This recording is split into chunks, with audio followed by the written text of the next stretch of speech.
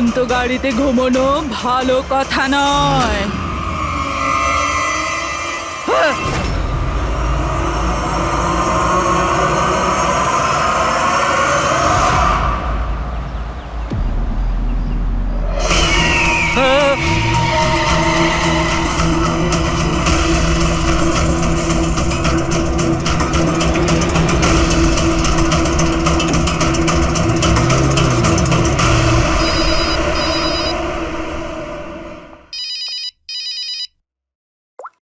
হ্যাঁ বিনীত, লীলা help me, লীলা লীলা help me. কি হয়েছে বিনীত? তুমি এত টেনশনে কেন? লীলা এরা আমাকে মেরে ফেলবে। লীলা, কে মেরে ফেলবে বিনীত? তুমি কার কথা বলছো? লীলা আই থিংক আমি জীবনে আর কখনো তোমার সাথে দেখা করতে পারবো না। লীলা, বিনীত বাজে বকা বন্ধ করো। কোথায় তুমি? তোমার এক্সাক্ট লোকেশন বলো। আমি বাস স্ট্যান্ড রোডে আছি, পুরনো পোস্ট অফিসের কাছে। বিনীত একটা কাজ করো, তুমি ওখানেই থাকো, আমি ট্যাক্সি নিয়ে এক্ষুনি তোমাকে ওখানে নিতে যাচ্ছি। হ্যালো লীলা। হ্যালো বিনীত, তুমি ঠিক আছো? আরে এই ফোনটাও না। হ্যালো লীলা। এই ফোনটাও এক্ষুনি কাটার ছিল।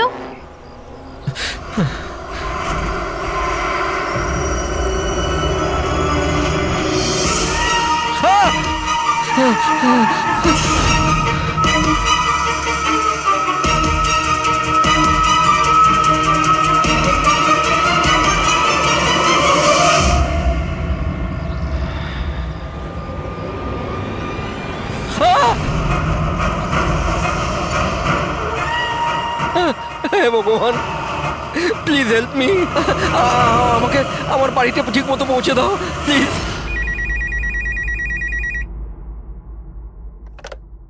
Hello, CID bureau. Hello ma'am, ma'am please আমাকে হেল্প করুন। ম্যাম আমার স্বামী এই মুহূর্তে খুব বড় বিপদের মধ্যে আছে। কি স্যার, কি হয়েছে নাকি ওনার? ম্যাম ওর প্রাণ সংশয় হয়েছে, কেউ ওকে মারতে চায়। ম্যাম প্লিজ ওনাকে বাঁচিয়ে নিন ম্যাম প্লিজ। উনি কি এখন আপনার সঙ্গেই আছেন? না ম্যাম, ম্যাম এই মুহূর্তে উনি ওনার গাড়িতে আছেন, ওই সাব স্ট্যান্ড রোডের পাশে পুরনো যে পোস্ট অফিস আছে ওখানে। আচ্ছা শুনুন ম্যাম, দেখুন আমাদের দুজন অফিসার ওই এরিয়াতেই আছে। আপনি আপনার গাড়ির ডিটেলসটা বলুন। হোয়াইট ব্যাস্টার আছে আর গাড়ির নাম্বার হলো 2536। ম্যাম ওনাকে আপনি বাঁচিয়ে তো নেবেন ম্যাম। আপনি চিন্তা করবেন না, আপনার হাজবেন্ডের কিচ্ছু হবে না। ওকে প্রবীর, অভিজিৎকে ফোন করো আর ওকে গাড়ির ডিটেলসটা দিয়ে দাও। ওকে বলো যে ব্যাপারটা আর্জেন্ট।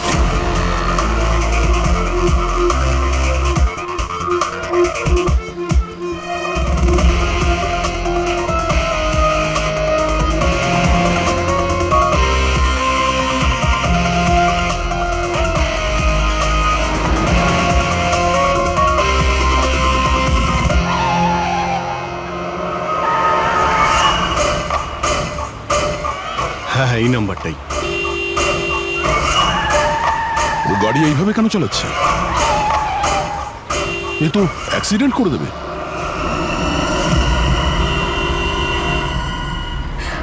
আমাকে ক্ষমা করে দাও, আমাকে ক্ষমা করে দাও, আমি মরতে চাই না, আমাকে ক্ষমা করে দাও। কার সঙ্গে কথা বলছে? গাড়িতে তো কেউই নেই। আরে বিনীত, কার সঙ্গে কথা বলছো? গাড়িতে তো কেউ নেই। হয়ে গেছে তোমরা, তোমরা দেখতে পাচ্ছ না এতগুলো লোক আমাকে ডাকছে? করছে কি? আমাকে ক্ষমা করে দাও, আমি মরতে চাই পাগল না। হয়ে গেছে মনে হচ্ছে। মিনিট বিনীত, বিনীত, তোমার অ্যাক্সিডেন্ট হয়ে যাবে, গাড়িটা থামাও বলছি।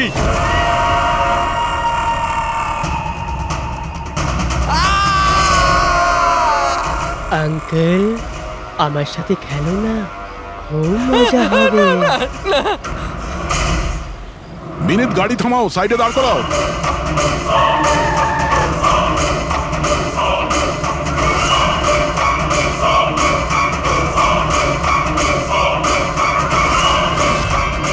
দাঁড়িয়ে যাও। Minute minute.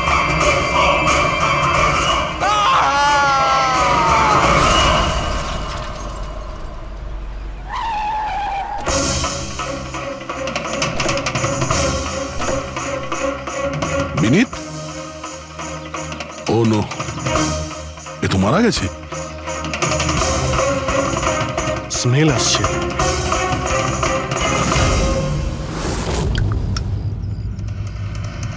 মদ। ড্রিঙ্ক করে গাড়ি চালাচ্ছিল, কিন্তু ও গাড়িতে কথা বলছিল কার সাথে? মদের নেশায় ভুলভাল বকছিল। মদ খেলে তো এটাই হয়, অ্যাক্সিডেন্ট। আপনি তো আমাকে কথা দিয়েছিলেন না যে বিনীতের কিচ্ছু হবে না, তো এটা কি হয়ে গেল? দেখুন ম্যাডাম, যদি ওনার অন্য কোনো দের হাত থেকে প্রাণ সংশয় থাকতো আমরা ওনাকে নিশ্চয়ই বাঁচাতাম, কিন্তু উনি তো নিজেই মদ খেয়ে গাড়ি চালাচ্ছিলেন। আপনি তো জানেন এটা কতটা ডেঞ্জারাস। না, ওনার প্রাণ ওনার নিজের জন্য যায়নি, বরং তাদের জন্য গেছে যারাও এতদিন ধরে ওকে বিরক্ত করছিল। কারা? সকাল সন্ধে ঘুমিয়ে জেগে সব সময় ওকে বিরক্ত করত। উনি এতটাই চিন্তিত হয়ে গিয়েছিলেন যে উনি নিজের বিজনেসেও পুরোপুরি নজর দিতে পারছিলেন না। কোন লোকের কথা বলছেন আপনি? একটু পরিষ্কার করে বলুন। ম্যাম, বিনীতের মৃত্যু আমাদের সামনে হয়েছে, আর ওই সময় ও ছাড়া গাড়িতে কেউ ছিল না। তাহলে ওর মৃত্যুর দোষ আপনি অন্য কারোর ঘাড়ে চাপাচ্ছেন কেন? কারণ ওনার খুন হয়েছে। মার্ডার, এটা মার্ডার। মার্ডার হয়েছে? আপনি কি জানেন কারা করেছে এটা? আত্মারা। হতে পারে আপনারা ওই আত্মাটাকে দেখতে পাননি, কিন্তু বিনীত ওদের পরিষ্কারভাবে দেখতে পেত। সিআইডিরা আত্মাটাত্মায় বিশ্বাস করে না। আপনিও মানতেন স্যার, যদি আপনি 2 সপ্তাহ আগের ঘটনাটা দেখে থাকতেন। লীলা ওঠো, ওঠো লীলা, লীলা ওঠো। বিনীত, বিনীত,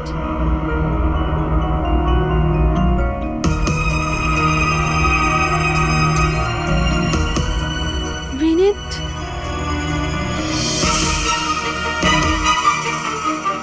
বিনীত, কি হয়েছে বিনীত? ওই দেখো, আলমারির ওপরে। কি আছে ওখানে বিনীত? লীলা, আলমারির উপরে কেউ আমাকে দেখছে, আমাকে শুতে দিচ্ছে না। বিনীত, ওখানে কিচ্ছু নেই, কিচ্ছু নেই। তুমি না নিশ্চয়ই কোনো খারাপ স্বপ্ন দেখেছো। চলো শোবে চলো। আমি কোনো স্বপ্ন দেখিনি।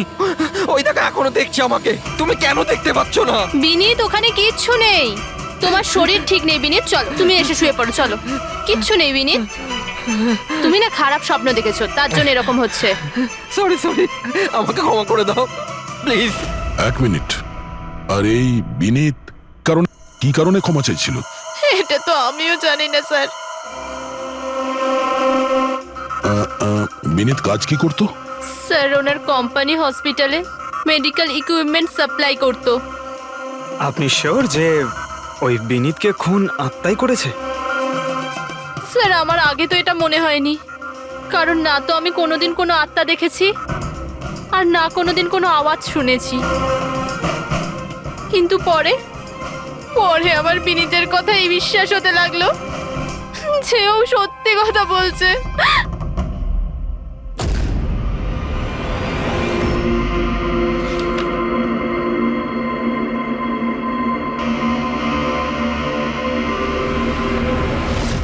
হ্যাঁ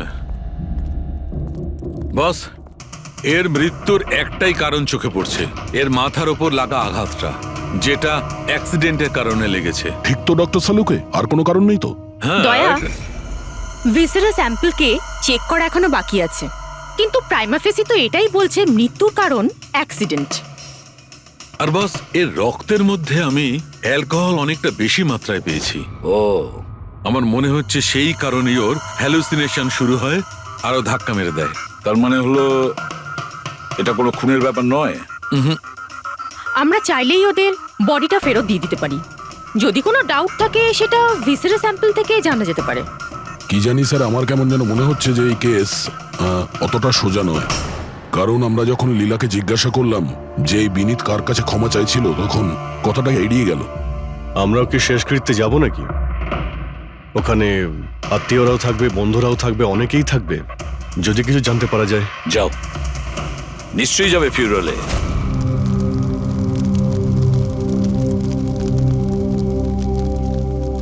ঠিকই হয়েছে, মরে গেছে।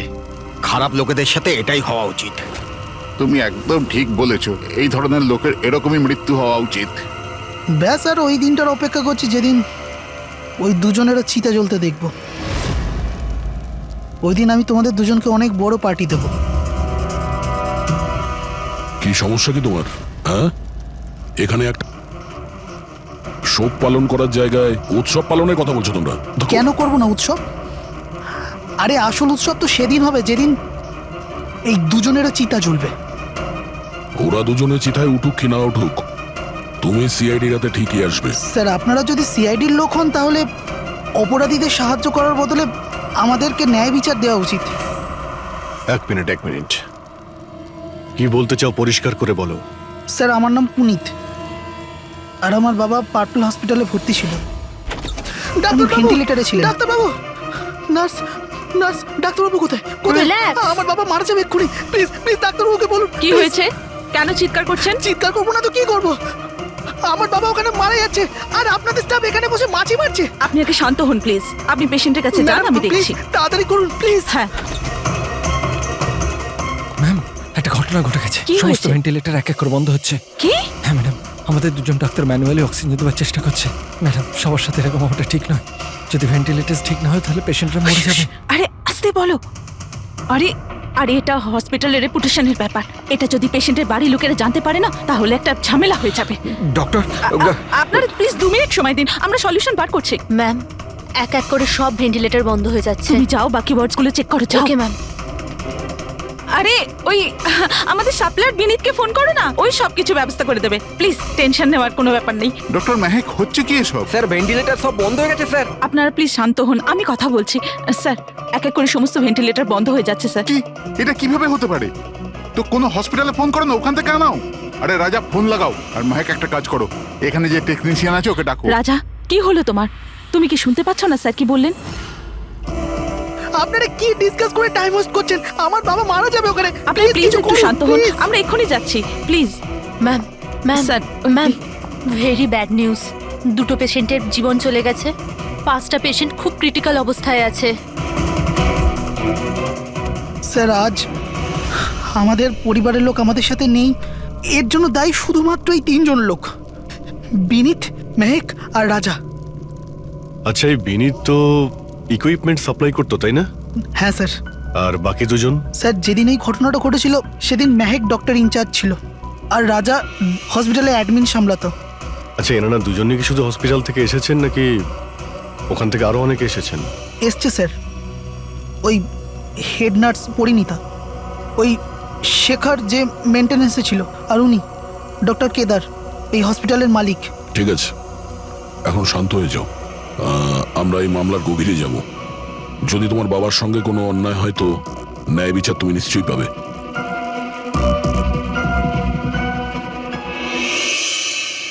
এখন বুঝতে পারছি বিনীত ক্ষমা চাইছিল কেন। আমাকে ক্ষমা করে দাও, আমি মরতে চাই না। আমাকে ক্ষমা করে দাও। আর এটাও বুঝতে পারছি যে বিনীতের মৃত্যুতে সবাই এত খুশি কেন। তার মানে বিনীতের মৃত্যুর কারণ যে কেউ হতে পারে। আর বিনীতের পরে খুনির পরের শিকার এই এদের দুজনের মধ্যে কেউ হতে পারে।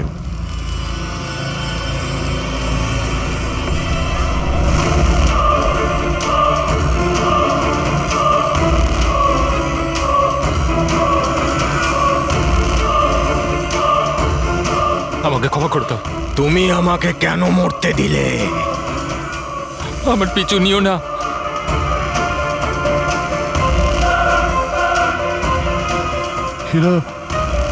এরা কথা কার সঙ্গে বলছে? আমার পিছু নিও না। আর সেই কাল্পনিক লোকগুলোর সঙ্গে যার সঙ্গে বিনীত কথা বলছিল। চাইলে তুমি আমাকে বাঁচাতে পারতে, কেন মরতে দিলে আমাকে? এবার তুমিও মরার জন্য তৈরি হয়ে যাও। আর এই মহিলারও একই কেস মনে হচ্ছে। ছাড়, ছাড় আমায়, ছাড় আমায়, আগুনের দিকে টানিস না। আমার কোনো দোষ নেই এতে। ছাড়, ছাড়, ছাড়, এই, ছাড় আমায়, ছাড় এই। আমায়, ছাড়, ছাড়, টানিস না আমায় আগুনের দিকে, ছাড়। আরে কি করছো নাকি? কি করছো? এদিকে এসো। আরে তুমি কি করছিলে? হ্যাঁ, আমি একটু ডিস্টার্ব আছি, এতে আপনারা কি করবেন?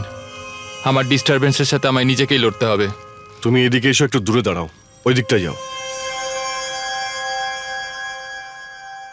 তাহলে অনেক লোক আছে যারা বিনীতের মৃত্যু সংবাদ শুনে আনন্দিত, হ্যাঁ?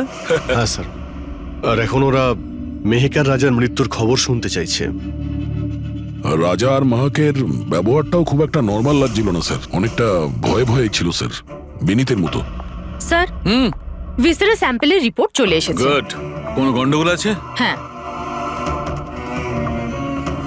একজন সাধারণ মানুষের রক্ত যতটা লাল হয়, বিনীতের রক্ত তার থেকে অনেক বেশি লাল ছিল।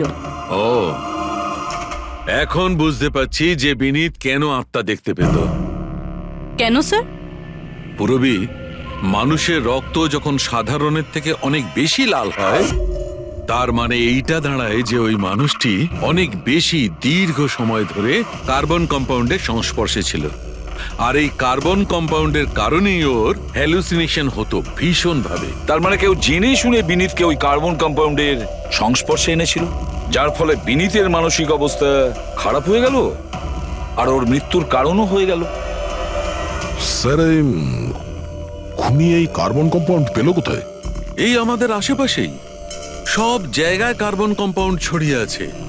মডার্ন জীবনে আমরা যতগুলো মেশিনারি ব্যবহার করছি, ওই সবগুলো, প্রায় সবগুলো কার্বন কম্পাউন্ড ছড়ায়। হ্যাঁ, যে কেউ মেশিনের উপর এরকম কারুকার্য করে এটা করতেই পারে। তার মানে বিনীত গাড়িতে বসার আগে এরকম কোনো কেমিক্যালের সংস্পর্শে এসেছিল, যার জন্য ওর এইসব হ্যালুসিনেশন এইসব হচ্ছিল স্যার। ঠিক কথা বস। গাড়িটার এক্সস্ট সিস্টেমটা চেক করতে হবে। গন্ডগোলটা ওখানেই হয়েছে।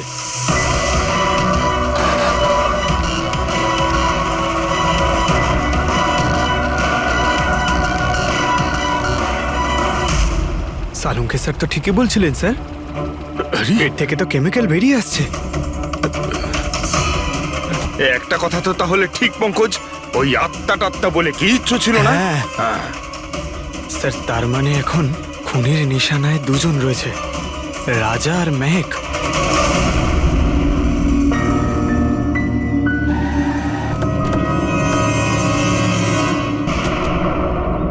শ্মশানে রাজার ব্যবহারটা খুব একটা ঠিক ছিল না, এখনো ওর মানসিক অবস্থা ঠিক নয়। আরে স্যার, দরজা তো খোলা। আচ্ছা, খুনি রাজার কাছে পৌঁছে যায়নি তো? এসব কি হচ্ছে? ক্যান্ডেলস।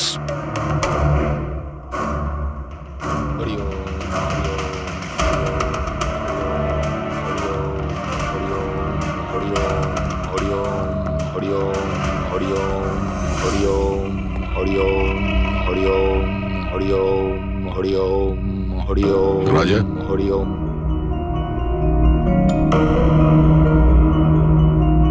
এখন ঠিক আছো? কারা আপনারা? সিআইডি। বিনীতের শেষকৃত্যে দেখা হয়েছিল আমাদের। তুমি আগুনে ঝাঁপাতে যাচ্ছিলে, আমরা তোমাকে আটকেছিলাম, মনে আছে? ঝাঁপ দিতে যাচ্ছিলে, আমরা তোমাকে। এবার আপনাদের আমাকে আটকানোর বা বাঁচানোর কোনো দরকার নেই। যতক্ষণ বিনীতের খুনি ধরা না পড়বে, তোমারও প্রাণের সংশয় আছে। আচ্ছা, একদম ঠিকঠাক বলো, ওই 12 জন রোগীর মৃত্যু কি তোমার গাফিলতিতে হয়েছিল? খবরদার বলছি, আমার ওপর এরকম নোংরা আর মিথ্যা অপবাদ দেবেন না। আমি নির্দোষ, আমার জন্য কেউ মরেনি। শান্ত হও, শান্ত হও। রাজাকে অনেক কষ্টে শান্ত করেছি, ওকে ডাকাবেন না। আপনি কে? আমার নাম শ্লোক। আমি রাজাকে এই খারাপ সময় থেকে বার করে আনবার চেষ্টা করছি।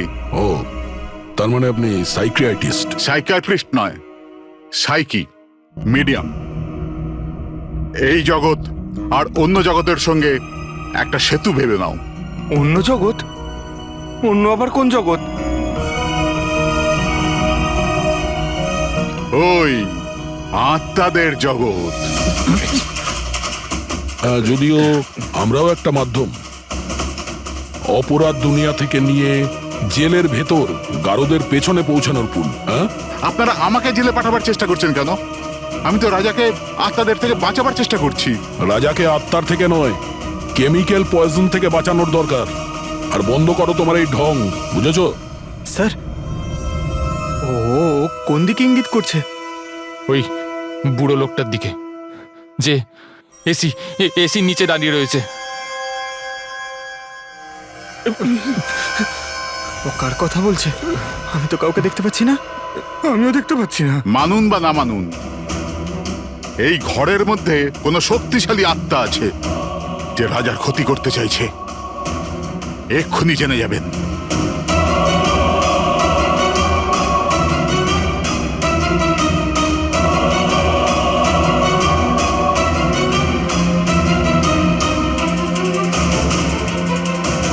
মিটার দিয়ে আত্মা দেখা যাবে?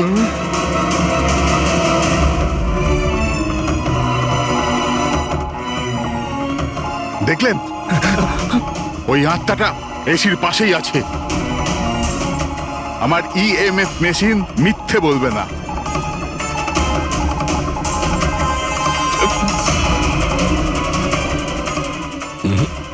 তবে আমাদের ওই মিটার ভুল হতে পারে না, বুঝলে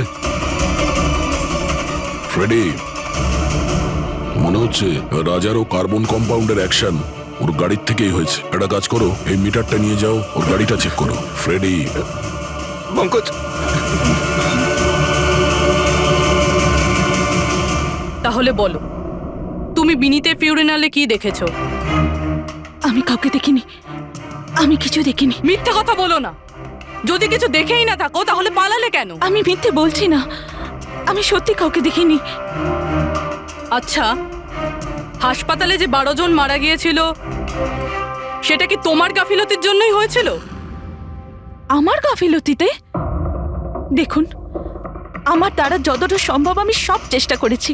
আমি ডাক্তার কেদারের সঙ্গে কথা বলেছিলাম, কিন্তু উনি তো কোনো অ্যাকশনই নিলেন না। তাহলে আমি আর কি করতে পারি? আচ্ছা, তার মানে হলো এটা ডক্টর কেদারের ভুল। ওনার থেকেও তো বেশি দোষ ছিল ওই রাজা। ওর একবার দেখা উচিত ছিল যে ভেন্টিলেটরস গুলো কাজ করছে কি না, ওগুলো সময় মতো সার্ভিসিং হচ্ছে কি না। তাহলে কি দোষী রাজা? রাজা আর বিনীত দুজনেই।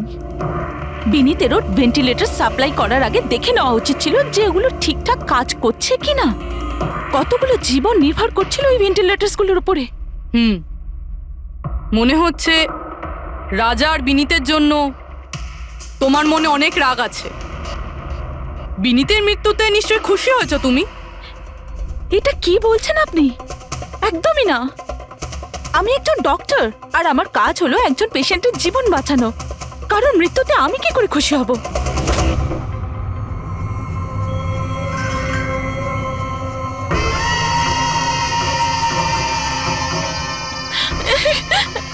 ও আবার এসে গেছে, আবার এসে গেছে। কিন্তু কিন্তু এখানে তো কেউই নেই। পিছনে। আরে এখানে কেউই নেই। দেখো, তুমি ভয় পেও না। যতক্ষণ আমি আছি তোমার কিছু হবে না, ঠিক আছে?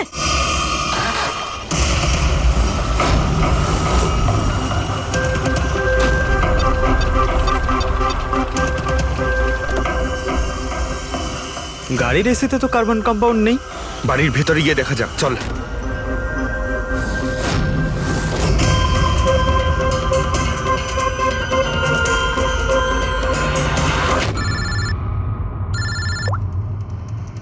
হ্যাঁ পূরবী, মেহেকের বাড়িতে কোনো কেমিক্যাল পাওয়া যায়নি? ঠিক আছে, যতক্ষণ ওই খুনি ধরা না পড়ে ততক্ষণ তুমি ওর সঙ্গেই থাকো, ঠিক আছে? স্যার, হ্যাঁ, কার্বন কম্পাউন্ড এখানে কোথাও নেই। কোথাও কোনো কেমিক্যাল পাওয়া যাবে না। বিজ্ঞানের জগৎ আর কেমিক্যালের জগতের বাইরেও আর একটা জগৎ আছে।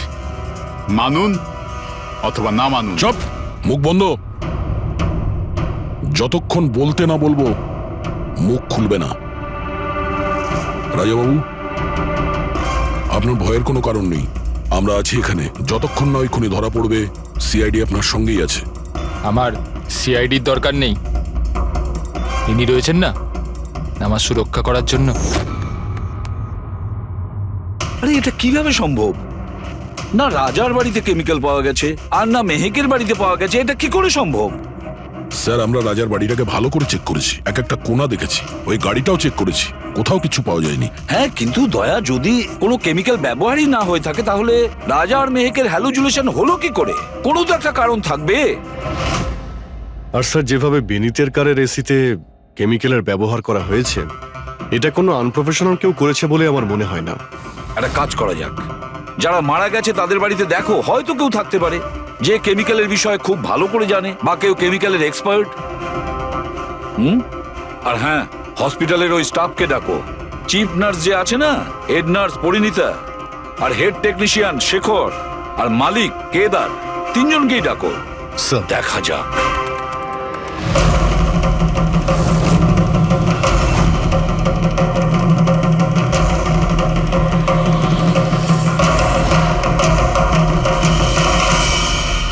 তোমার নাম শেখর, তাই তো? Yes sir. হসপিটালের হেড মেকানিক, মেইন টেকনিশিয়ান। তার মানে হসপিটালে যদি কোনো মেশিনে প্রবলেম হলে সবার প্রথমে তোমার কাছে খবর আসে। হ্যাঁ স্যার, ঠিক। তাহলে হসপিটালের ভেন্টিলেটর খারাপ ছিল সেটা তুমি জানতে না? স্যার, প্রথম থেকেই জানতাম। তাহলে কেন কিছু করনি? কাউকে কিছু বলনি কেন? হ্যাঁ স্যার, এতে আমার কোনো দোষ নেই। তাহলে কার ভুল ছিল? স্যার, আমি প্রথমেই মেহেককে ভেন্টিলেটরের ব্যাপারে বলেছিলাম যে ভেন্টিলেটরসে প্রবলেম আছে আর যে কোনো সময় খারাপ হতে পারে। এটা তুমি ভেন্টিলেটর বন্ধ হওয়ার আগেই জানিয়েছিলে? ইয়েস স্যার, 1 সপ্তাহ আগে। ম্যাম, আমি আপনাকে একটা নোটিশ পাঠিয়েছিলাম, ওয়ার্ডের ভেন্টিলেটরগুলো ঠিকমতো কাজ করছে না। ও, আমি তোমার চিঠিটা পড়েছি শেখর, তুমি টেনশন নিও না, আমি কিছু একটা করছি। কিন্তু ম্যাম, ব্যাপারটা খুব আর্জেন্ট। হ্যাঁ হ্যাঁ, আমি জানি। ডক্টর মেহেক, ইয়েস ম্যাম আপনাকে অ্যাকাউন্টস ডিপার্টমেন্টে এক্ষুনি ডেকেছে। ও হ্যাঁ, আসছি। ডোন্ট ওয়ারি শেখর, আমি নিশ্চয়ই কিছু ব্যবস্থা নেব, পাক্কা। কিন্তু স্যার, উনি আমার কথাটা সিরিয়াসলি নিলেন না। হ্যাঁ, মেহেক ভেন্টিলেটরস খারাপ হওয়ার সময় পেশেন্টদের বাঁচানোর খুব চেষ্টা করেছিল, কিন্তু রাজা স্যার এত ঘাবড়ে গেলেন যে কিছু করতেই পারলেন না। শেখর বাবু, তুমি কতটা সত্যি বলছো আর কতটা মিথ্যে সেটা তো আমরা জেনেই নেব। স্যার, মেহেকের কোনো ভুল ছিল না। ও ভেন্টিলেটর খারাপ হওয়ার কথা আমাকে প্রথমেই বলে দিয়েছিল। তারপর আপনি কি করলেন? স্যার, আমি হসপিটালের অ্যাডমিন হেডকে বলে দিয়েছিলাম, রাজাকে, কারণ হসপিটালের যতগুলো মেশিন আছে সেগুলো দেখাশোনার দায়িত্ব অ্যাডমিন হেডেরই। তাহলে এই সমস্ত কিছু আপনি রাজাকে বললেন আর আপনার দায়িত্ব শেষ হয়ে গেল। আপনি তো এই হসপিটালের মালিক, তাই না? তাহলে এভাবে দায়িত্ব শেষ হয়ে যায় কি করে আপনার? স্যার, আমি আমার দায়িত্ব পালন করেছি, সেই জন্য তো আমি নিজে গিয়েছিলাম রাজার কেবিনে। রাজা। হ্যাঁ স্যার। এসব কি করছো? আরে এগুলো দরকারি নয়। এতগুলো রুগীর শ্বাস প্রশ্বাস ভেন্টিলেটরের সাহায্যেই চলছে, আর তুমি এখানে বসে আছো। আরে কিছু করো। হ্যাঁ স্যার, আমি এক্ষুনি সাপ্লাইয়ের সাথে কথা বলে ভেন্টিলেটর চেঞ্জ করে দিচ্ছি। প্লিজ প্লিজ তাড়াতাড়ি করো। স্যার, আমি বুঝতে পারছি না যে ও ভেন্টিলেটর কেন পাল্টালো না। আমি অবাক হচ্ছি স্যার যে কেউ কেদারবাবুর দিকে আঙুল তুলছেন না। সবাই রাজা, বিনীত আর মেহেকের পিছনে পড়ে আছে। সেটাই মেহেকের তো, পিছনে পড়ে। হসপিটালের মালিক না কেদার বাবু? তাহলে এই সমস্ত কিছুর দায়ভারও কেদার বাবু আপনার। কিন্তু স্যার, এবারে আমি নিজে গিয়ে তো ঠিক করতে পারি না ভেন্টিলেটর। স্যার, আমার কাজ হলো কনসার্ন ডিপার্টমেন্টকে ইনফর্ম করা, আর আমি সেটা করে দিয়েছিলাম। বরং আমি বিনীতের সঙ্গে নিজে কথা বলেছিলাম। আমি ওকে বলে দিয়েছিলাম যে যদি এগুলো রিপেয়ার করা যায় তো রিপেয়ার করুক, না হলে চেঞ্জ করে দিক। কিন্তু ও কোনো অ্যাকশনই নিল না। এ কোনো অ্যাকশন নেয়নি, সে কোনো অ্যাকশন নেয়নি। আপনি কি অ্যাকশন নিয়েছিলেন? আর দোষ দিচ্ছেন বিনীতকে, যে কিনা মারা গেছে, বা রাজার, যে উত্তর দেওয়ার পরিস্থিতিতে নেই। স্যার, যেটা সত্যি ছিল ওটা আমি আপনাদের বলে দিলাম। সেটা এবার মানবেন কি মানবেন না স্যার, আপনাদের ব্যাপার। পরিণীতা স্যার। হসপিটালের হেড নার্স, তাহলে তুমি হসপিটালের ব্যাপারে নিশ্চয়ই সবকিছু জানো। হ্যাঁ স্যার। তাহলে এবার সত্যি করে বলো, এই যা কিছু হয়েছে কার গাফিলতির কারণে হয়েছে? তাড়াতাড়ি বলো। হ্যাঁ স্যার, বলছি। আমার সাথে বিশ্বাসঘাতকতা করার চেষ্টা করো না রাজা। আর হ্যাঁ, যদি মেশিনে কোনো ফিজিক্যাল ড্যামেজ থাকে তাহলে সেটা ওয়ারেন্টিতে আসে না। যদি তোমার নতুন ভেন্টিলেটর চাই তাহলে তোমাকে পুরো কস্ট পে করতে হবে, বুঝেছো? আমি তোমার থেকে বাজে লোক আজ অব্দি আমার জীবনে দেখিনি। এবার থেকে না তো আমাদের হসপিটাল তোমার থেকে কিছু কিনবে, না তো শহরের আর কোনো হসপিটাল। শোনো, এসব হুমকি অন্য কাউকে দেবে। তুমি জানো না আমি কে, যা করার করে নাও।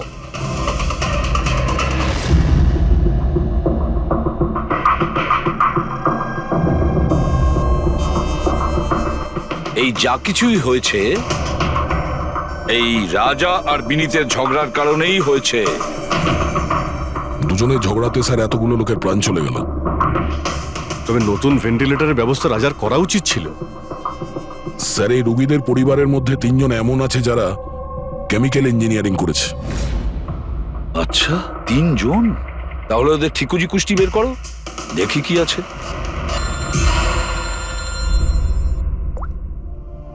হ্যালো এসিবি প্রদ্যুমান। হোয়াট? ঠিক আছে, আমরা এক্ষুনি পৌঁছচ্ছি। কি হয়েছে স্যার? রাজা মারা গেছে।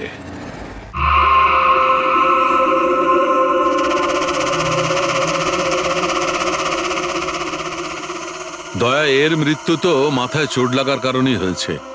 মনে হচ্ছে ছাদ থেকে লাফ দিয়েছে। হতে পারে হ্যালুসিনেশন এত জোরে হয়ে গেছে যে ঘাবড়ে গিয়ে রাজা উপর থেকে ঝাঁপ মেরে দিয়েছে। আর তুমি খেয়াল রাখছিলে না এর? এই খেয়াল রেখেছো তুমি? হ্যাঁ স্যার, রাজা তো একদম শান্ত হয়ে শুয়ে পড়েছিল। আমি কি করে জানবো যে হঠাৎ করে উঠে পড়বে আর আত্মহত্যা করে ফেলবে? যখন এটা হয়েছিল তুমি কোথায় ছিলে? হ্যাঁ স্যার, আমি অন্য ঘরে শুয়েছিলাম। তখনই আমি রাজার জোরে জোরে চিৎকার শুনলাম। আমি এই আত্মাদের সহ্য করতে পারছি না, আমার নিস্তার চাই, মুক্তি চাই। আর যতক্ষণ আমি ওর কাছে পৌঁছবো ততক্ষণ ও ছাদ থেকে পড়ে গেছে। বাহ, কি অদ্ভুত ব্যাপার! রাজাকে একলা রেখে তুমি নাকে তেল দিয়ে ঘুমোচ্ছিলে? হ্যাঁ, আমি তো মনস্থির করেই ছিলাম ঘুমোবো না। কে জানে কিভাবে ঘুমিয়ে পড়লাম। নিশ্চয়ই আমাকে ওই আত্মাগুলোই ঘুম পাড়িয়ে দিয়েছিল। আপনি এটা দেখুন স্যার, মিটারের রিডিং কত বেড়ে গেছে। আমারও কিন্তু একটু ক্লান্তি ভাব লাগছে স্যার। আর দ্বিতীয়বার যদি আমাকে এই মিটার দেখিয়ে দিস না তাহলে মনে রাখিস। দয়া, 1 মিনিট ভাই, একটু মিটারটা দেখি। এই নিন। এই মিটারটা আমি রাখছি। হ্যাঁ, আমি ফেরত দিয়ে দেবো পরে। ঠিক আছে স্যার, কিন্তু দিয়ে দেবেন। হ্যাঁ, দিয়ে দেবো। বরং এখন তুমি বাড়ি গিয়ে একটু আরাম করো। ক্লান্ত হয়ে গেছো, একটু দুর্বলও লাগছে। হ্যাঁ হ্যাঁ স্যার। ঠিক মতো ঘুমও হয়নি। যাও আরাম করো। এটা কি ডক্টর সালুকে? ওকে যেতে দিলেন আর এই মিটারটা রেখে দিলেন? দয়া, এই যে মিটারটা না, এটা খুব কাজের জিনিস।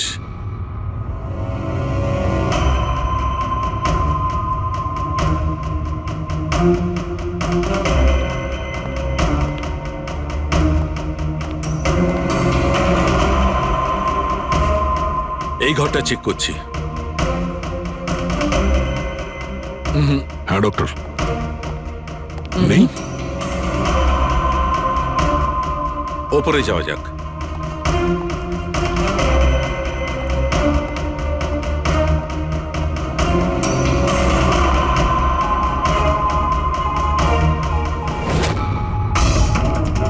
আরে সালুনকে স্যার, সাবধানে! এই নিডলটা তো একেবারে জঙ্গলি ঘোড়ার মতো দৌড়চ্ছে। মাই গড, আমরা এখানে এইভাবে দাঁড়িয়ে থাকতে পারি না দয়া। আমাদের প্রোটেক্টিভ পোশাক পরতে হবে। Protective gears? ওটা কি কারণে ডক্টর? আরে দয়া, আমাদের সুরক্ষার জন্য।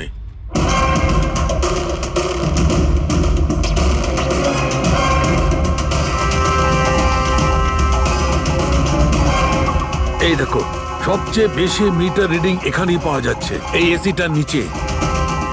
মনে স্যার ওই পঙ্কজ, খবরদার যদি আত্মার নাম নিয়েছো। স্যার, এই মিটারটা কোন দিকে ইঙ্গিত করছে? বলছি, বাইরে চলো।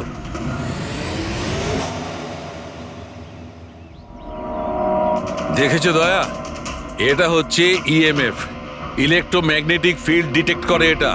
ইলেকট্রোম্যাগনেটিক ফিল্ডস, এগুলো তো আজকাল সব ইলেকট্রিক অ্যাপ্লায়েন্সের মধ্যে হয় ডক্টর। টিভি, ফ্রিজ, একদম ঠিক দয়া, কিন্তু ওই অ্যাপ্লায়েন্স গুলোর ইএমএফ হিডেন থাকে, লুকোনো থাকে, যাতে মানুষের উপর খারাপ প্রভাব না পড়ে। কি খারাপ প্রভাব? এইটার কারণে লোকেদের নশিয়া হতে পারে, ঘুম না হতে পারে, মন খারাপ হতে পারে। আর যদি অনেকক্ষণে সংস্পর্শে থাকে তাহলে হ্যালুসিনেশন হওয়াটা কোনো বড় কথা নয়। ও, তার মানে রাজার এই হ্যালুসিনেশন কোনো কেমিক্যালের জন্য হয়নি, নিজের ঘরের ইলেকট্রনিক জিনিসপত্রের জন্যই হয়েছে, কারণ ওগুলোর ইএমএফ ঢাকা ছিল না। একদম। তার মানে কেউ জেনে বুঝে এগুলোকে গন্ডগোল করে দিয়েছে। হতে পারে দয়া। এমনিতেই রাজা মনে মনে খুব কষ্ট পাচ্ছিল, খুব দুঃখ পেয়েছিল রোগীদেরকে বাঁচাতে পারেনি বলে। সেই জন্য হ্যালুসিনেশন ওর কাছে আফসোসের রূপে ধরা দিয়েছিল। হতে পারে এই অনুতাপের জন্য বিনীতেরও মৃত্যু হয়েছে। একদম ঠিক। আর ওই অশোক, ওরও দুর্বলতা সেই জন্যই মনে হচ্ছিল, যেহেতু ও এই ইএমএফ এর সংস্পর্শে অনেকক্ষণ ছিল। এখানে ওই কার্বন কম্পাউন্ড পাওয়া যায়নি। এটা কি করে দেয়? কারণ এখানে তো ইএমএফ এর ব্যবহার হচ্ছিল, আর সবচেয়ে বেশি রিডিং উঠছিল বেডরুমে এসির কাছে। তার মানে বেডরুমের এসিতে কোনো কারুকাজ করা হয়েছে। তাহলে তুই মেহেকের বাড়িতে ওই ইএমএফ হনো। আমার তাড়াতাড়ি পুরবীকে ইনফর্ম করতে হবে।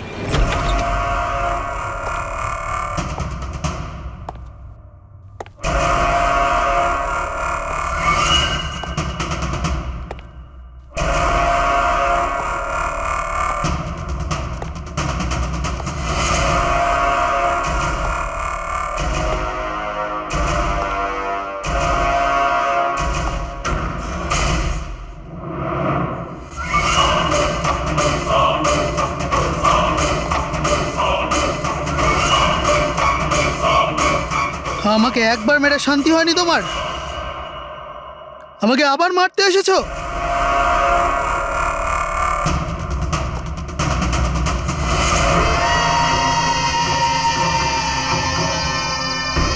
তুমি? আমি তোমাকে সেলফ ডিফেন্সে মেরেছিলাম। আর তাছাড়া তুমি একজন অপরাধী। অপরাধীদের কি পরিবার থাকে না? তোমার জন্য আমার মেয়ে অনাথ হয়ে গেছে। আর এই রক্ত দেখছো,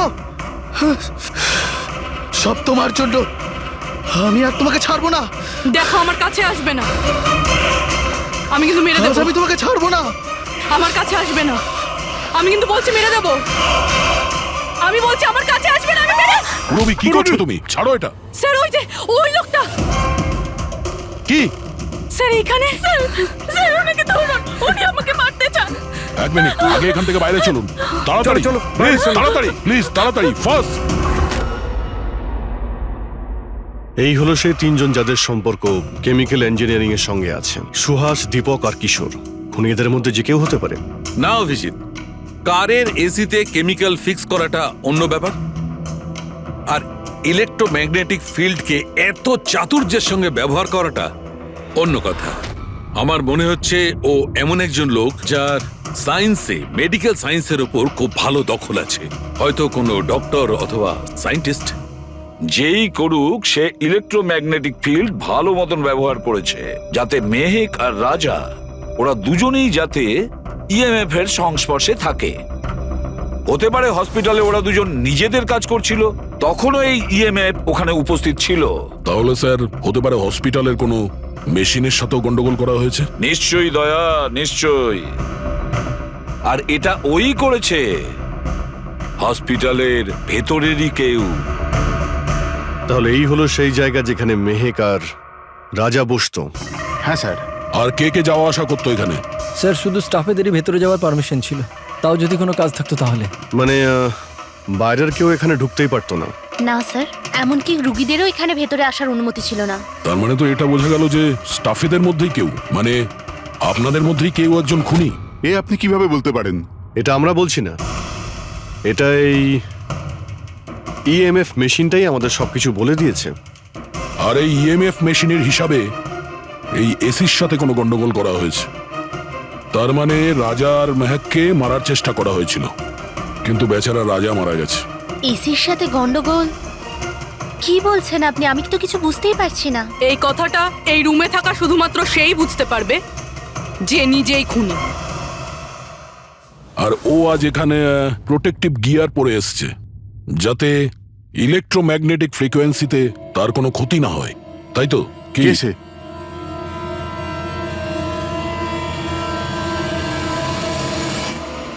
এদিকে এসো।